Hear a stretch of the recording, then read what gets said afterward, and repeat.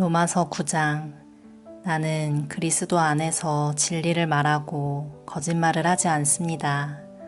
이것은 성령 안에서 내 양심이 확증하는 사실입니다. 내게는 큰 슬픔이 있고 내 마음속에는 고통이 쉴 새 없이 밀려옵니다. 나는 내 동포, 내 동족들을 위해서라면 나 자신이 저주를 받아 그리스도로부터 끊어져도 좋다는 각오가 되어 있습니다. 그들은 이스라엘 백성으로서 하나님의 아들이라는 신분을 얻었습니다. 그들에게는 하나님의 영광이 있고 하나님과 맺은 언약이 있고 율법과 성전 예배와 약속들이 있습니다. 족장들이 그들의 조상들이며 그들의 혈통에서 그리스도께서 나셨습니다. 그리스도는 만물 위에 계시는 하나님이시며 영원토록 찬양을 받으실 하나님이십니다. 아멘. 하나님께서 그들에게 하신 약속이 실패로 돌아갔다는 것이 아닙니다. 이스라엘에게서 태어난 사람이라고 해서 다 이스라엘 백성인 것은 아닙니다. 아브라함의 자손이라고 해서 다 아브라함의 자녀인 것은 아닙니다. 하나님께서는 이삭에게서 난 자라야 내 자손이라 부르리라 고 말씀하셨습니다. 다시 말해서 자연적인 출생에 의해 태어난 아브라함의 자손이 하나님의 자녀가 되는 것이 아니라 약속의 자녀라야만 아브라함의 자손으로 여김을 받게 된다는 말입니다. 하나님께서 아브라함에게 하신 약속은 이러합니다. 정한 때가 되어 내가 다시 오리니 사라가 아들을 낳을 것이다. 그뿐만이 아닙니다. 리브가가 우리 조상 이삭 한 사람에게서 아이를 임신했을 때에도 그랬습니다. 두 아들이 태어나기도 전에 그리고 그들이 무슨 선이나 악을 행하기도 전에 하나님께서는 선택하시는 목적을 굳게 세우기 위해 리브가에게 다음과 같이 말씀하셨습니다. 형이 동생을 섬길 것이다. 이렇게 말씀하신 것은 하나님의 선택이 사람의 행위가 아니라 불러주시는 분의 뜻에 달려 있다는 것을 보여주기 위해서입니다. 이것은 내가 야곱을 사랑하고 에서는 미워했다 라고 기록된 대로입니다. 그렇다면 우리가 무엇이라고 말할 수 있겠습니까? 하나님이 공정하지 못하시다고 말할 수 있겠습니까? 그럴 수 없습니다. 하나님께서 모세에게 내가 자비를 베풀고자 하는 사람에게 자비를 베풀고 불쌍히 여기고자 하는 사람을 불쌍히 여기겠다 라고 말씀하셨습니다. 그러므로 모든 것이 사람의 요구나 노력에 달려있는 것이 아니라 하나님의 자비에 달려있는 것입니다.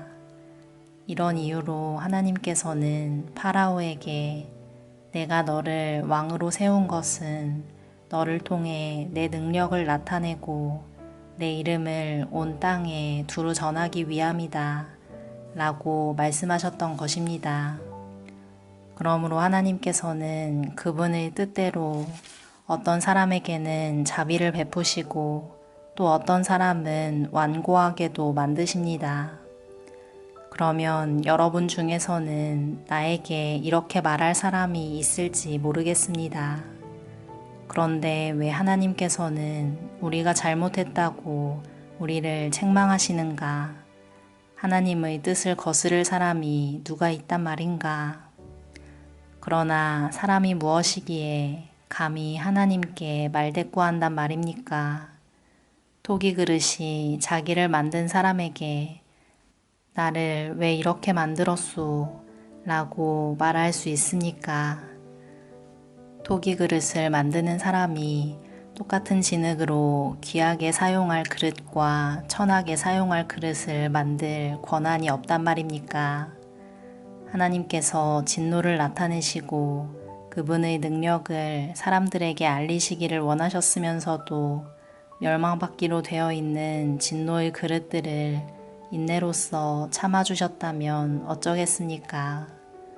또한 하나님께서 그렇게 하신 것이 영광에 들어가도록 미리 준비하신 자비의 그릇들에게 그분의 풍성한 영광을 알게 하기 위해서였다면 어쩌겠습니까? 하나님께서 부르신 자비의 그릇이 바로 우리들입니다. 유대인 중에서만 부르신 것이 아니라 이방인들 중에서도 부르셨습니다. 호세아의 글에도 이런 말씀이 있습니다.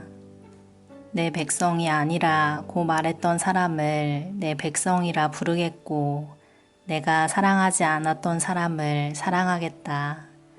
그리고 이런 말씀도 있습니다.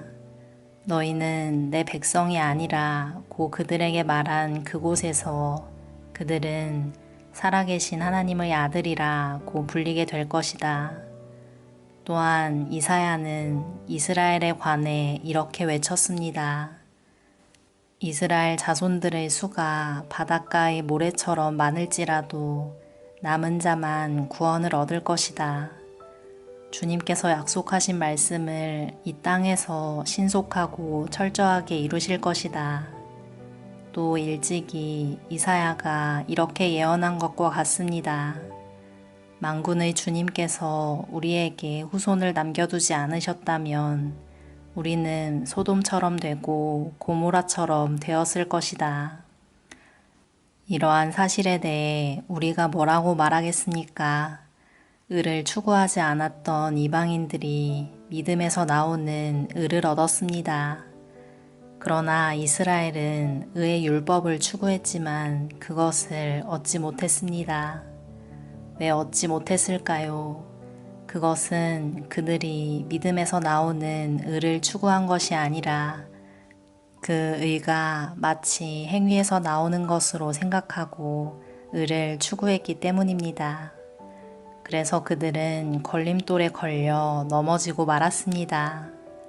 성경에 보아라, 내가 시온에 사람들의 발에 부딪히게 하는 돌과 사람들을 걸려 넘어지게 하는 바위를 놓으리니 그를 믿는 사람은 부끄러움을 당하지 않을 것이다 라고 기록된 것과 같습니다.